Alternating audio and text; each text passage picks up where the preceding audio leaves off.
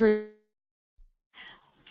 to the Washington State Shared Decision Making webinar. Today we're going to be talking about certifying patient decision aids in Washington State. Before we move into the slides today, I do just want to share that you can ask a question at any time. Please type your questions into the question pane throughout the webinar.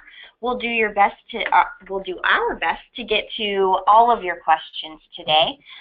We certainly will leave time at the conclusion of the webinar to address questions, but we'll also keep an eye out throughout and pause if we can. We will also be creating a frequently asked questions using all of the questions that we get via the webinar today, and we'll post it on the Healthier Washington website. Allow me to introduce today's presenters. We have Dr. Dan Lessler. He is our Chief Medical Officer at the Healthcare Authority.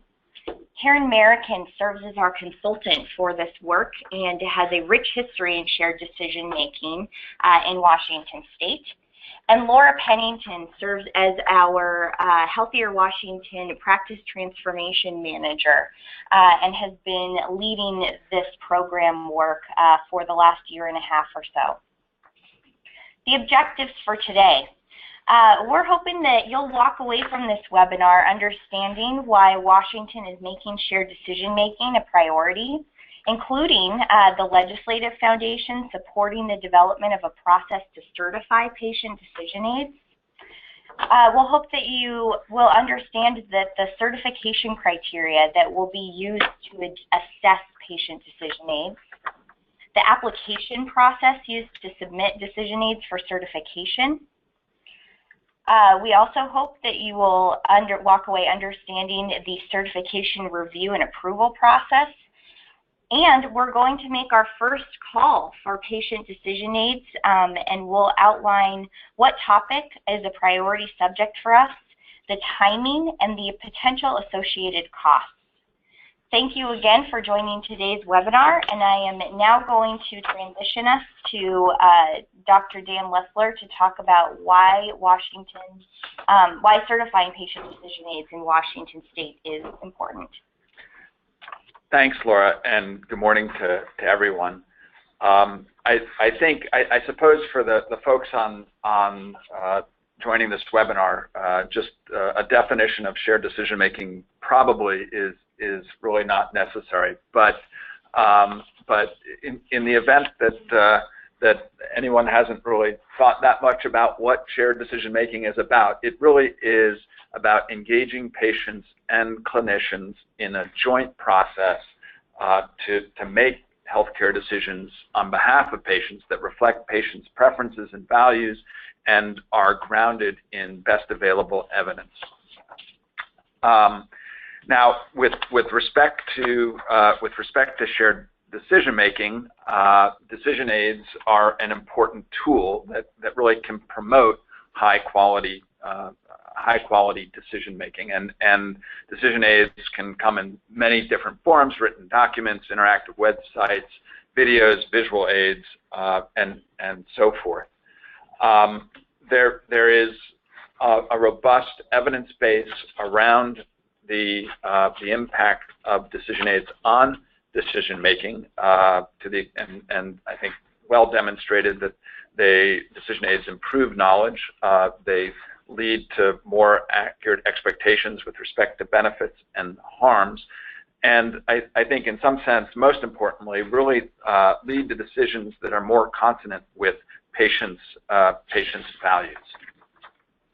So, given the literature on the effectiveness of shared decision making and decision aids as tools to assist and enhance shared decision making, Washington is really prioritizing shared decision making in our transformation work, healthcare transformation work across the state, and we have, I think, to our advantage, certain laws that will be described a little bit later on that really afford special status to healthcare decisions that are made in the context of an evidence-based shared decision-making approach. I think not only Washington, but others at a national level have recognized the importance and value of shared decision-making. Actually, shared decision-making is called out in the Affordable Care Act, and there actually was an intent in the Affordable Care Act to promote shared decision-making, although funding for regulatory action was not provided. In addition, CMMI in its granting of state innovation model grants has promoted shared decision making and encouraged it as a part of transformation efforts across states.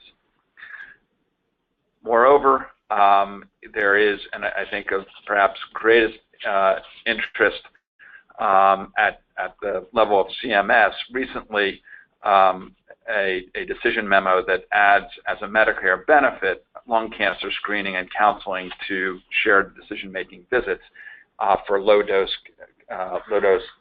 computer tomography screening for lung cancer. And I think really sort of a recognition here by CMS of the importance and the willingness to actually reimburse for this process. So why does state certification matter? Well, while national certification hasn't yet occurred, its inclusion, and it is included in the ACA, although funds haven't been appropriated, there is national interest, and NQF has recently taken on the challenge of developing national standards and is actually looking to Washington for guidance and insight. And while it'll take time for national efforts to bear fruit, Washington is moving forward with the development of a certification process with funding from the Gordon and Betty Moore Foundation. And there really are several initiatives currently that call out shared decision making and the use of decision aids in shared decision making. The BRE Collaborative, which is a statewide effort to focus on best practice approaches to the delivery of healthcare, actually has clinical recommendations that include recommendations around shared decision making with the use of certified decision aids. Our contracts that the healthcare authority has on the public employee benefit side in sort of ACO-like contracts actually mandate shared decision making with certified decision aids, and then likewise our bundled approach to purchasing joint replacements and eventually other bundled approaches to purchasing will call out shared decision making and the use of certified decision aids. So we're already sort of up and running with this notion of incorporating shared decision making and decision aids into clinical care, and hope to further support the dissemination of shared decision making in practice by applying some of our CMMI money to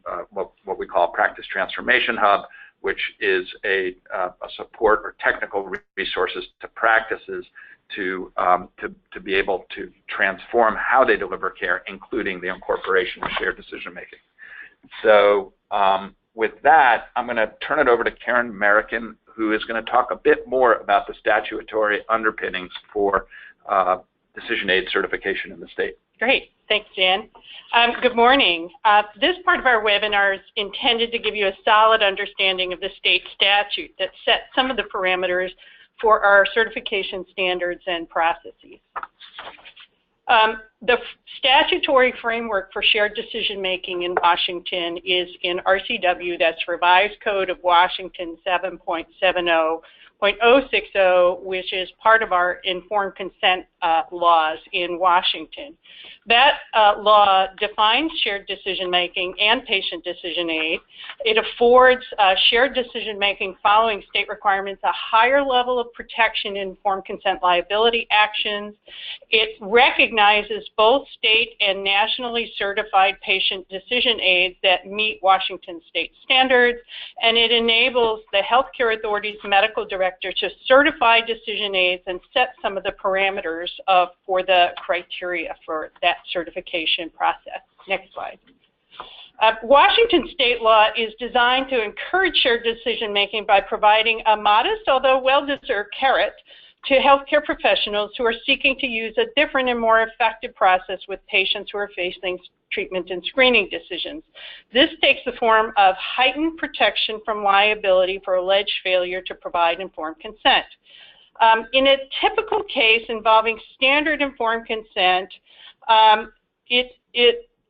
the burden of proof that's applied is the preponderance of the evidence, meaning that the plaintiff has to show on a more probably true than not true basis that there was a failure to provide informed consent.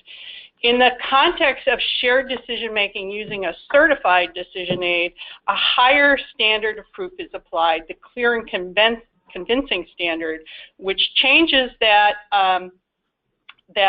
weighing of the evidence to substantially more likely to be true than not true or highly probable. Next slide. Washington law only provides this enhanced protection when a shared decision-making process is used that includes a certified decision aid and when it is appropriately documented. So the protection here, it has to have a a certified decision aid in the mix, but the protection is for the process, not just the handing out of a decision aid. The state statute defines shared decision-making process as one in which the physician or other healthcare practitioner discusses with the patient or his or her representative the information that's specified in another section, which I'll talk about in a moment, with the use of a patient decision aid, that's a defined term, and the patient shares with the provider such relevant personal information as might make one treatment or side effect more or less tolerable than others. The definition of patient decision aid in the statute is important because it does set the statutory parameters for PDA certification. And so here's part of that definition. Written, audiovisual, or online tool that provides a balanced presentation of the condition and treatment options, benefits and harms, including, if appropriate, a discussion of the limits of scientific knowledge about outcomes for any medical condition or procedure, and next slide. Highlighted below, in the case of state certification, it has to be an aid that the medical director of the healthcare authority has independently assessed and certified based on the International Patient Decision Aid Standards. Next slide. In order for the legal protections to kick in, shared decision-making must be appropriately documented in the record via an acknowledgement of shared decision-making. I won't go into all of the requirements here. You can see this is a very wordy slide, but I did want to draw your attention to the highlighted section because it speaks to the legislature's expectation about PDA content and usage. Next slide. So here's that provision highlighted. This section stresses the importance of patient decision aids in addressing the need for accurate, up-to-date, and complete information, the importance of the tools in helping with values clarification, and their role in enhancing patient engagement in the decision process. Next slide. So with that background, I'm going to switch over and talk a little bit about Washington's certification criteria. Next slide.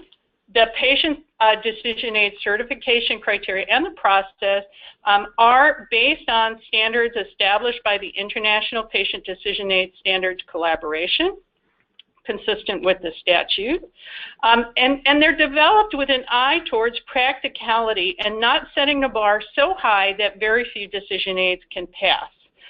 This is also consistent with the legislature's intent that shared decision-making using certified aids becomes much more prevalent in Washington. And that statement of legislative intent is embodied in RCW 41-05-033, which also set up the original shared decision-making collaborative in Washington. So our work looking at the IPTA standards as a base and our work in developing what we hope is a practical set of certification criteria was done in collaboration with local and national experts and stakeholders. And again, that development was supported with grant funding from the Gordon and Betty Moore Foundation. Next slide. So there are 18 criteria in total, and possibly we are adding a 19th, and we're in the final stages of making that decision. The criteria in general are amenable to a yes or no scoring. All have to be met with an exception that I'll talk about below.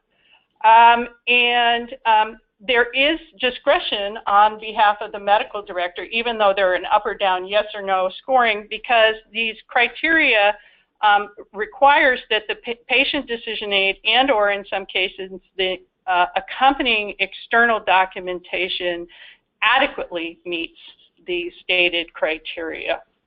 The criteria are being shared as a handout during this webinar, so you'll be able to access them. They include, just as some examples,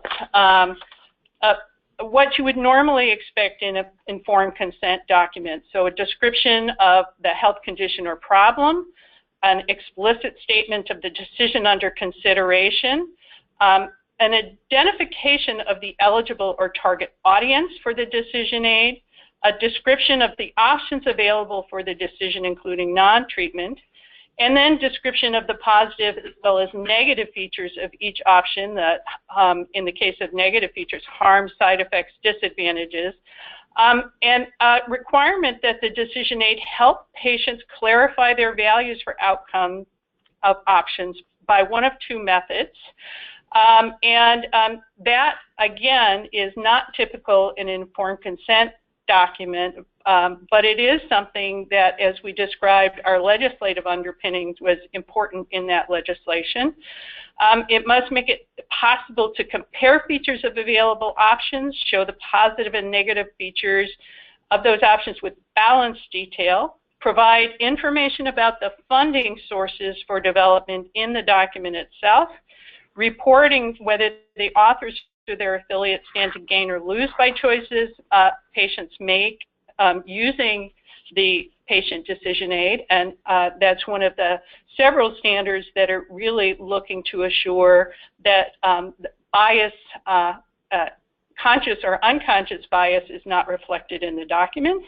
That must include the authors or developers' credentials or qualifications, provide the date of the most recent revision or original production if there hasn't been a revision. And the one that we're considering adding involves outcomes probabilities. It doesn't require their use at this time, but it states if outcome probabilities are included, they must allow comparison across options using the same denominator so that individuals who are facing these treatment decisions can make apples-to-apples comparisons. There are also 5 criteria that must be met either through the patient decision aid or the accompanying external documentation, including responses to the application for certification. And those include disclosure and description of actual or potential financial or professional conflicts of interest.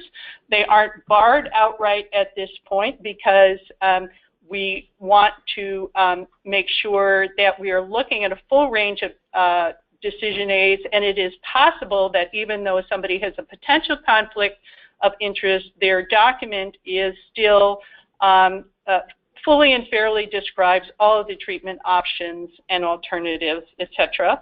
It must fully describe efforts used to eliminate bias in the decision aid content and presentation. A demonstration must be included that developer entities and personnel are free from listed disqualifications in an attachment which involves looking at those types of disqualifications that would, for example, bar someone for participation in the Medicaid program. Must demonstrate that the patient decision aid has been developed and updated using high-quality evidence in a systematic and unbiased fashion, and as you'll hear, that involves completion of an evidence table, among other things, in the application, and must demonstrate that the developer field-tested its decision aid with patients and incorporated those learnings into its tool. So this the criteria that I described around probability is subject still to final medical director decision after expert consultation, which is underway. It does not require, as I said, their use, but if they are used, as I said, must allow comparisons using the same denominator. Additionally, we are considering permitting developers to submit a request for an exception from a criterion if they have evidence that the decision aid is more effective for patients with that criterion omitted. I'm now going to turn it over to Laura Pennington to describe the certification process. Thank you, Karen. So just wanted to note that the application process, we're getting ready to kick this off. We're very excited. This has been over a year in the making with the input of many, many stakeholders, both on the national level and state level. And also important to note that we're testing this process. As we've said, Dan noted with background of why we're doing this in Washington State, and Karen mentioned with the legislative background of the importance that's also driving this work, that we're also prepared to make adjustments along the way. We expect this to kind of be a bumpy process, so please bear with us, but we're going to take you now through how the application process is structured and what you can expect along the way, including a little bit about how the application itself is structured. So the developers will be asked to submit their patient decision aid along with the entire application. It's broken into a couple different parts, which we'll walk through. And each section of the application lists the applicable certification criteria, which calls out additional information that's required, as well as requires a full and complete response. Some of the criteria, as Karen mentioned, must be met through information contained in the PDA itself, as well as some may be met through external documentation and or the PDA. The application packet, at least initially, will be available online and can be downloaded for you to fill out and submitted in a variety of ways depending upon the format of your decision aid. That may change as we refine this process, but for now, at least initially, we'll have it available online. So let's briefly go through the application. We don't have the application available for you to look at today because we're still going through some of the feedback that we received from our stakeholders, but it will be available very soon. Some of you were able to review it. So the application is available in 3 parts with 2 attachments. Part 1 really provides the background information about the applicant and general overview of the decision aid, including, for example, the title of the decision aid, topic area, educational content, the target audience, all the different formats the decision aid is available in, any alternate languages, the revision date, the initial date that the decision aid was created, and the process used for updating. Part 2 of the application packet is titled the Patient Decision Aid Certification Criteria Scoring Sheet, and it's essentially a checklist that the developers can use to check the patient decision aid content against a specific certification criteria within the PDA itself, including the location of the criteria within the PDA. That helps simplify the review process and speed it along so we can quickly locate where that's at, and it also helps you through the development process as you're looking for where that certification criteria may be located within your PDA. Not all of it may be applicable, but as I think Dan mentioned, where the criteria is adequately appropriate. So part 3 of the application provides that external information. Provides information about the process used to develop the decision aid itself, including, for example, funding sources used, any disclosures, attestations, as well as the supporting evidence. The supporting evidence includes a table that you can use. It's an example format that you can use to state what evidence you used or process you used to develop the decision aid.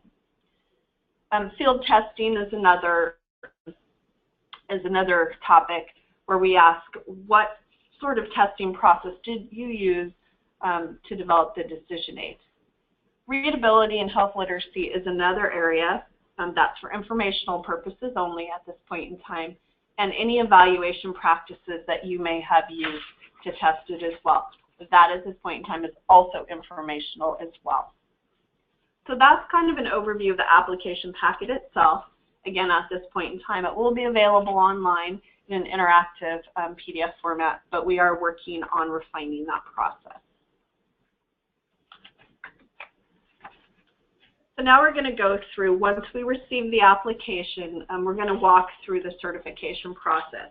We also are working on finalizing a document that outlines this process in full. You'll see today we'll walk through those steps, which you'll get a copy of that, which will be available online really soon. We're just finishing up finalizing that document as well.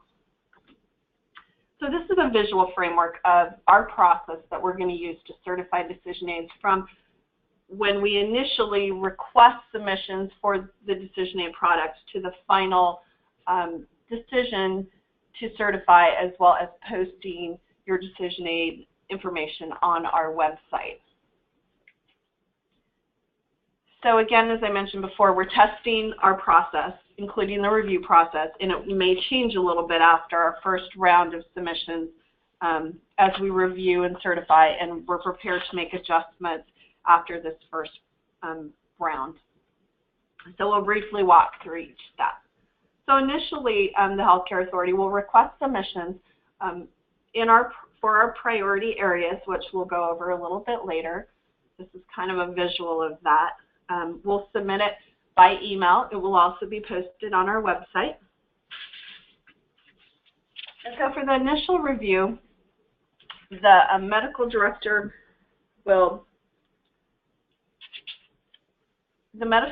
or his or her designee will conduct an initial review of the submitted application packets to determine timeliness, completeness, and clarity of the materials submitted. Untimely or unclear, incomplete applications, for example, may be declined for further action after this preliminary review. A notification will be sent in writing to the applicant of the decision.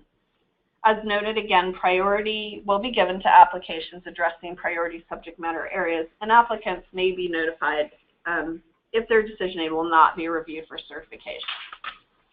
As noted before, developers may submit a request for exception for a criterion if they have evidence that the decision aid is more effective for patients with that criterion omitted.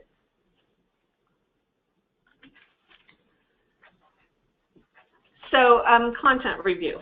So the agency medical director may, if deemed appropriate, refer the decision aid and associated materials for a systematic review by an evidence-based practice or other appropriate expert to advise on the validity or presentation of the evidence or other elements of the decision aid or development and update policies or practices.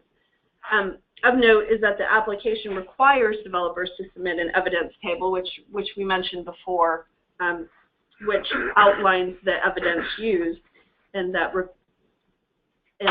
any supporting material. So if the medical director deems that the evidence is subject to review, it will be sent to a contracted evidence-based practice review center for review, and then it will come back to the to the healthcare authority. There is, again, a sample document within the packet that you can use to outline the evidence that you use to develop the patient decision aid. So then the next step is that the full review packet, together with the results of the external evidence review, if any, may then be forwarded as needed to the expert advisory panel for consideration. So using the agency's established certification criteria, this advisory panel provides its review results to the medical director and may submit a consensus report and/or may report any specific comments of the individual reviewers.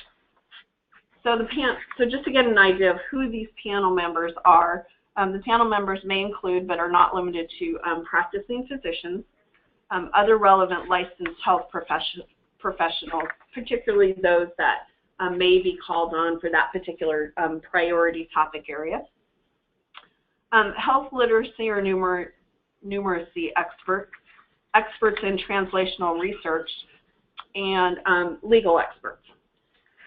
And also of note is such experts may be required to meet conflict of interest as well as disclosure requirements.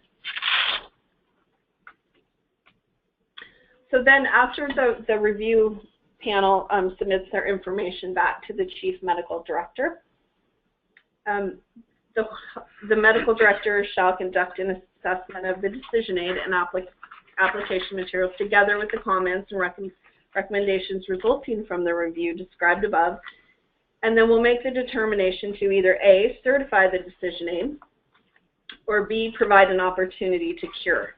What that means is the medical director may suspend its certification process if he or she determines that there are deficiencies in the submitted material. So what that means is if the materials aren't complete. So at that point in time, the medical director will, or the healthcare authority will send a notice back to the developer and give them an opportunity to resubmit the materials to the healthcare authority with a recommended action. We'll give the developer 60 days to correct whatever recommendation was submitted. So then after that, then the medical director will then make a final decision on that decision aid. And then the third one is that the decision aid is declined for certification. After that, the decision is final and then not subject to further appeal.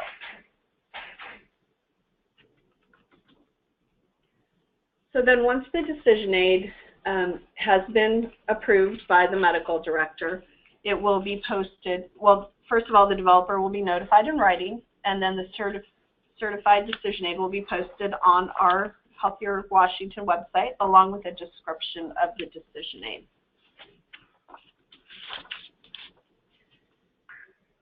So the certification itself is generally effective for 2 years.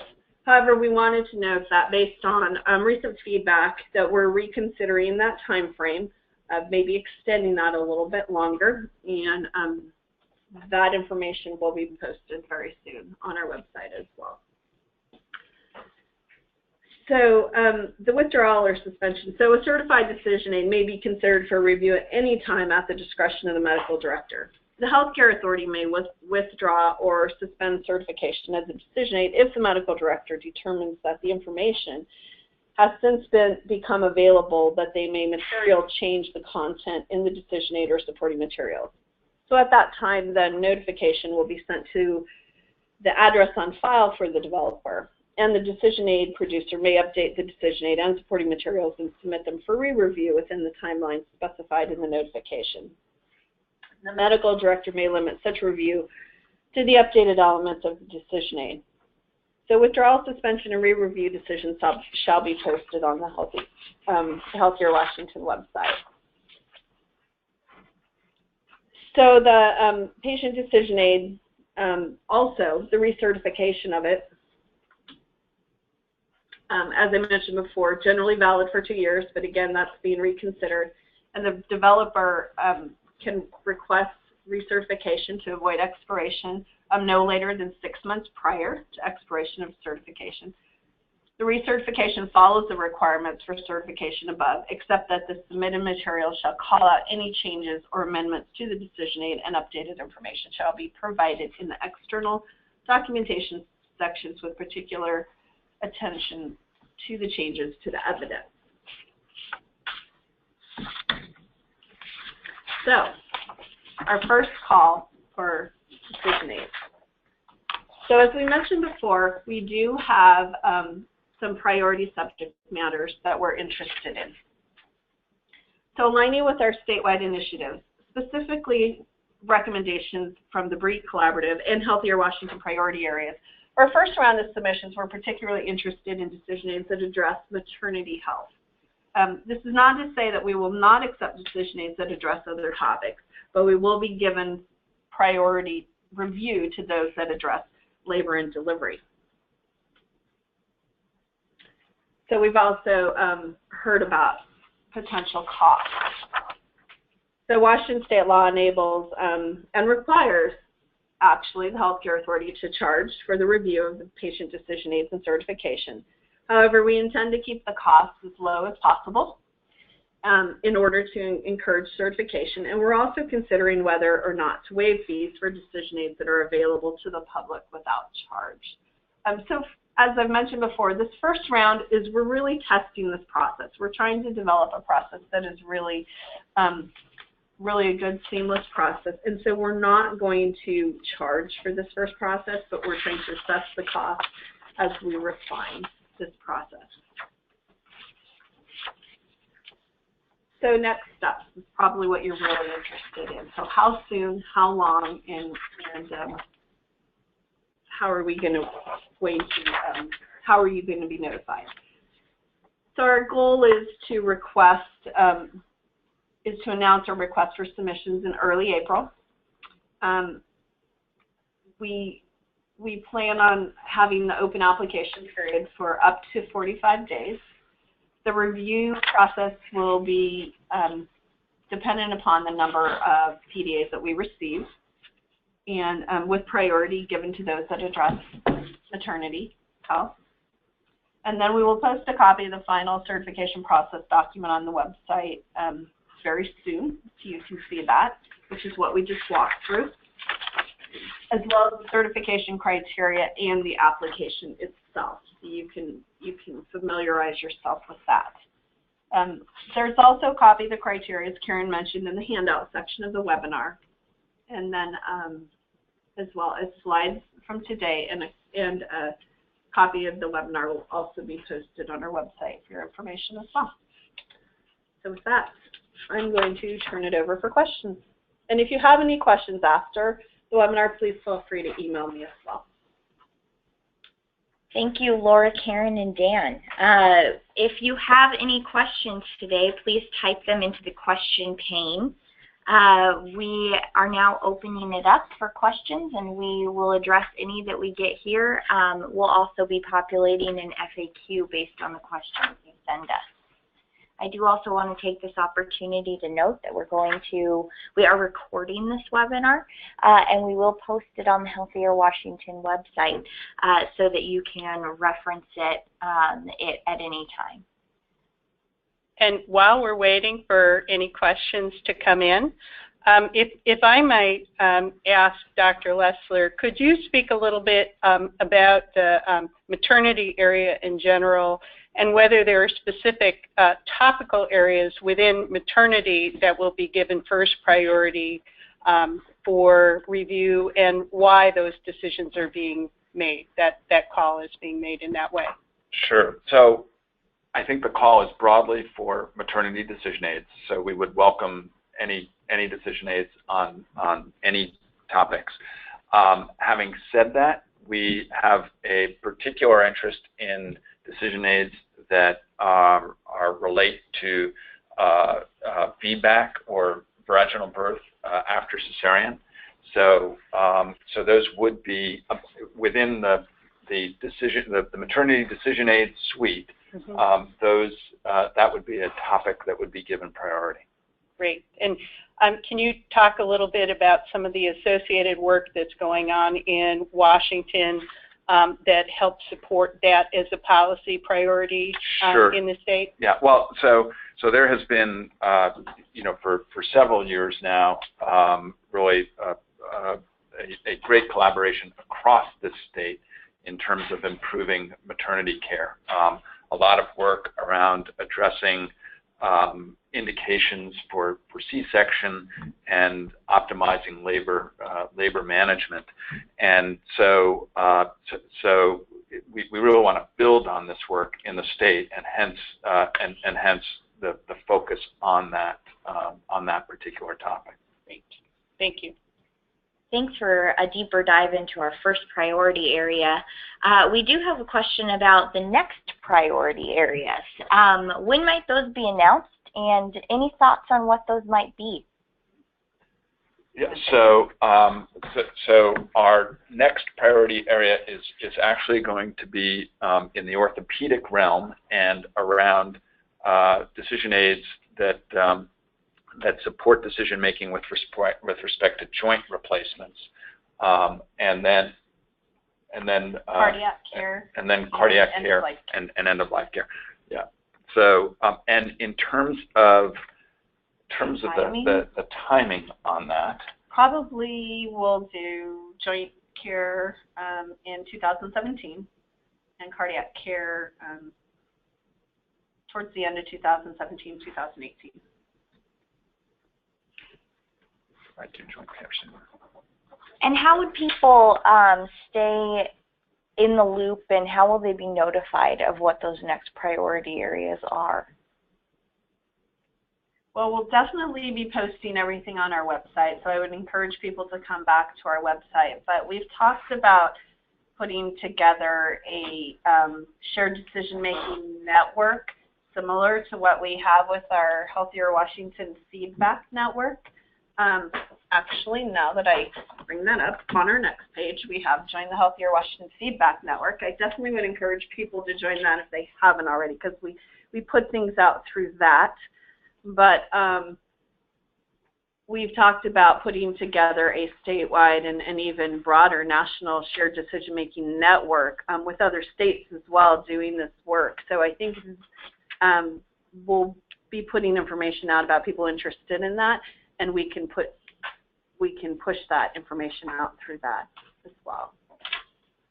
So I'm happy to take the emails for people who have registered today, and if people are interested, and start to collect those and send it out that way. Is that also how people will know when the application is available, or should they absolutely sign up for the feedback network?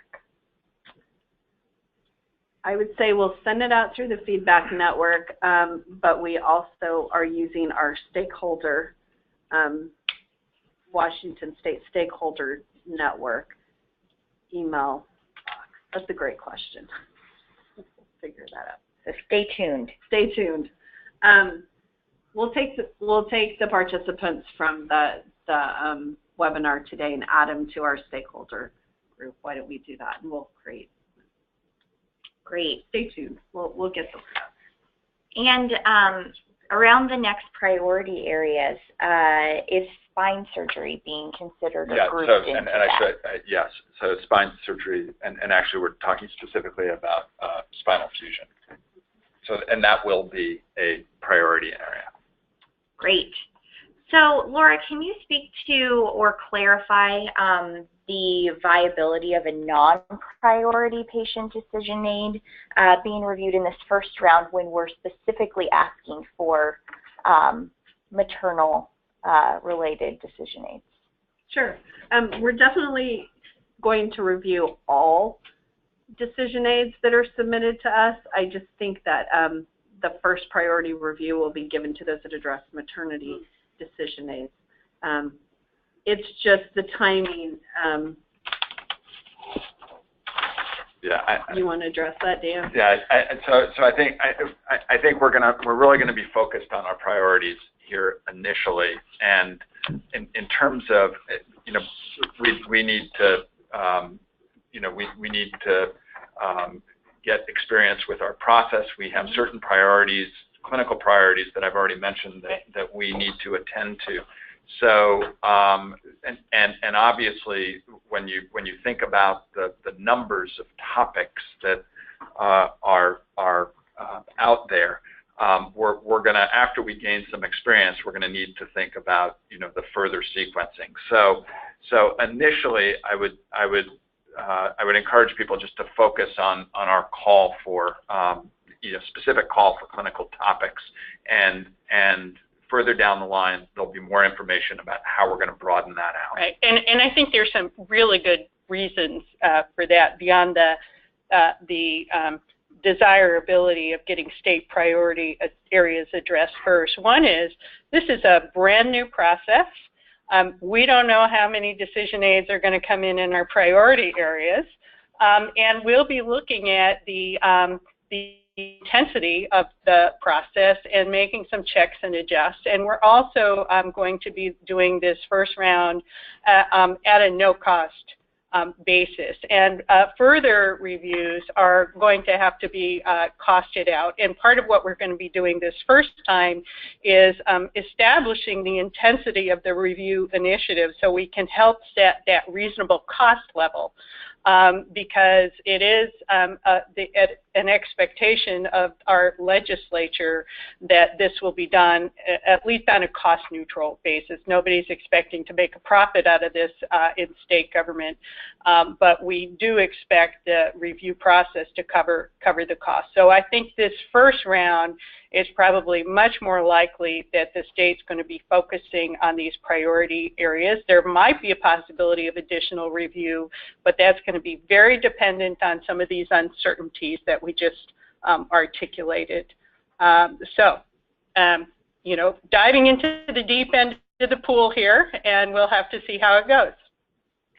Karen and Dan, can you dive a little bit deeper into the incentives and the benefits for decision aid producers and developers to pursue state certification? Right, and actually, I'm going to begin the answer to that question just to make the point that there's nothing in the work that we're doing here that requires a provider to use a state certified decision aid. So I want to be really clear about that so that there's no confusion. And I'm going to actually let Karen speak to the legal aspects, but I think from the standpoint of end users, I think it will be very helpful to know, as we mentioned earlier in our conversation today, for end users to know that a decision aid has been thoroughly evaluated and vetted as to the evidence base and the quality with which it has been constructed. So I would anticipate that one of the reasons that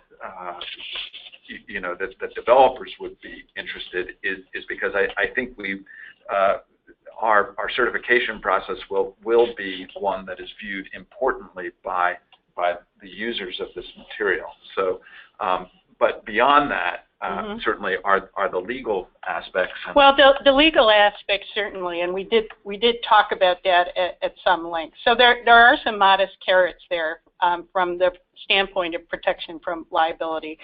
I think as fundamentally, if not more fundamentally, I think there's really a growing movement towards shared decision-making as a practice, and that is also being reflected increasingly in the payment policies and practices at the federal and the state level.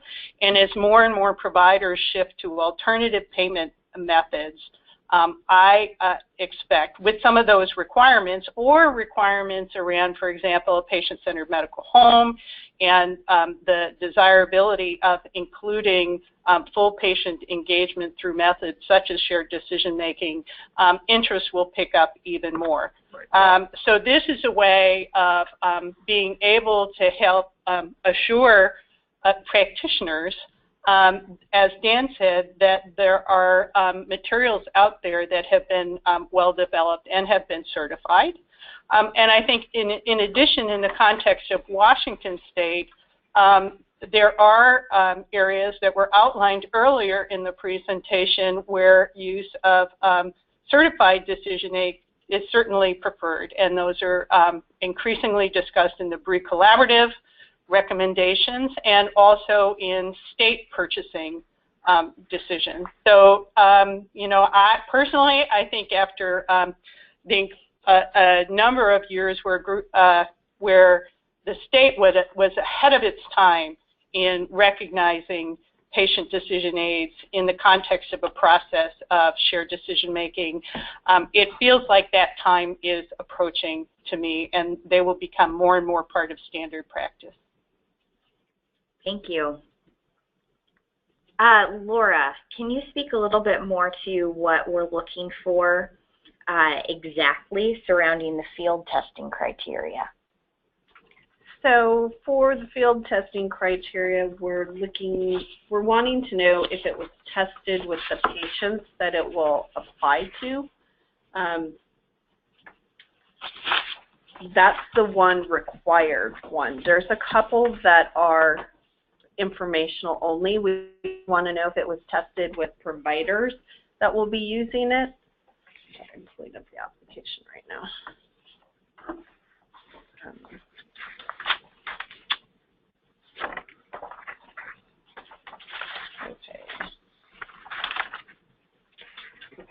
So the questions that relate to the field testing. The first one is describe whether and how the developer uses field testing with patients, including results. So the criteria that applies to that one is, does the developer field test its decision aids with patients and incorporate these learnings into its tools? And that one is required. The two that are for informational only is describe whether and how the developer uses field testing with providers, including results, and describe whether and how the developer uses field testing with interpreters, including results. Those are informational. We just want to know if the decision aid itself has been put out there, tested with the audience that's going to be used to see if it's been proven effective with the group that's actually going to be using it. So. And you'll note, as Laura described the application and some of the elements, that we're asking for information in that application, which is mandatory in terms of response, by the way, that isn't reflected in a certification criteria. Part of that is because we want to learn as we go. And some of what we're asking about now may or may not be form the basis for future certification criteria. And part of it is simply to help communicate, I think, some of the state's interests around decision aids for the populations that it serves. So, for example, the information around whether a tool's been tested with interpreters, just as an example, is in part because the state in particular, as a major payer, serves individuals of a variety of ethnic and linguistic backgrounds, and we're just curious about whether decision aids have been tested with these different populations in any way, or the individuals that interpret for them, to make sure that there that any issues around how they might be interpreted differently, for example, can be addressed. It's just an area of interest at this point, and there are other points in the application where similar requests for information are included that aren't yet part of the certification process, and they may never be, but we're asking as part of this learning process through Healthier Washington that those be included.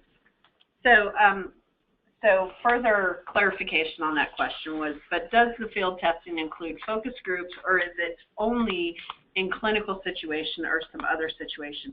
So to Karen's point that we're learning, so I don't think we're asking you to do it a specific way at this point in time. We're wanting to know how you are doing it so that we can learn what's the best way to potentially do this. So we're just asking you, again, the way the question is worded, describe whether and how you're doing it. And maybe there's one way that's working better than another way. we're not saying that you have to use focus groups or you only have to use clinical situations or some other situations. I think we're wanting to know at this point in time how you're doing it, and maybe compare across the board.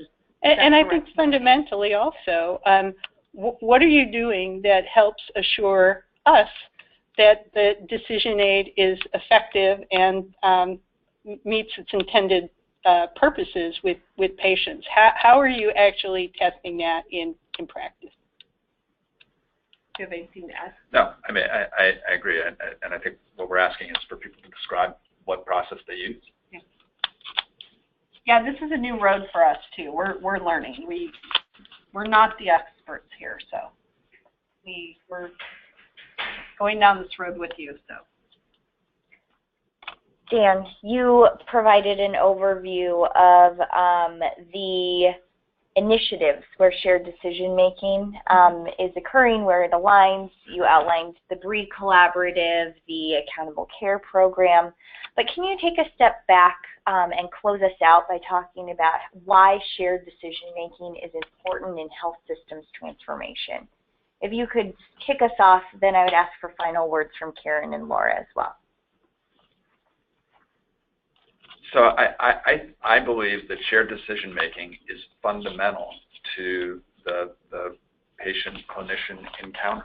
And, you know, it is as fundamental as providing evidence-based, appropriate clinical care that is, you know, founded in you know, best science. So I mean, everything we're doing about transforming practice has to do with assuring that people are getting, you know, the highest quality care that conforms to the best available scientific evidence and to the values that the patient brings to the encounter. So so this is this is just sort of at the base of all the work that we're pursuing. I mean, everything that we're sort of doing in terms of efforts around technical assistance through practice transformation or through reimbursement methodologies, value-based reimbursement, and so forth, are all, you know, at the end of the day, this is the end that we hope to achieve. So, and I would add that some of the priority areas that have been selected are areas where there is either a high level of usage in Washington and unexplained variation across the country, or unexplained variation within Washington where there's one or more treatment alternatives that are clinically acceptable. And one of the methods to reduce that rate, whatever it is, to the right rate in those kinds of circumstances are through an excellent presentation of clinical evidence that enables the patient to make the decision that's consistent with their personal situation and their values and preferences. And so this is one way also of addressing that unwarranted variation that exists across the state and nationally. So I would just say, this is Laura, in closing, I think we have an opportunity in our state to do something very special. And we have a lot of stakeholders here to help us do it, including many of you on the phone. And so just a reminder that this isn't the state telling you guys what to do. We count on your feedback through this process to help us figure out a good process that can potentially be spread on a national level and also to other states. So remember that you're a partner with us in this process. So if there's something that's not working, all you have to do is reach out to us and tell us and give us the feedback. We need to hear it. So you've given us a lot of feedback already, so please continue to do that through this first round, because we need to hear it. So appreciate everything you've done already, and continue to go down this journey with us. It's been great, and thanks. Appreciate it. Thank you for joining today's webinar about shared decision making and the certification of patient decision aids in Washington. Please contact Laura Pennington if you have any questions about the certification process, and please also be sure to visit our Healthier Washington website and sign up for the Healthier Washington Feedback Network to receive notification about the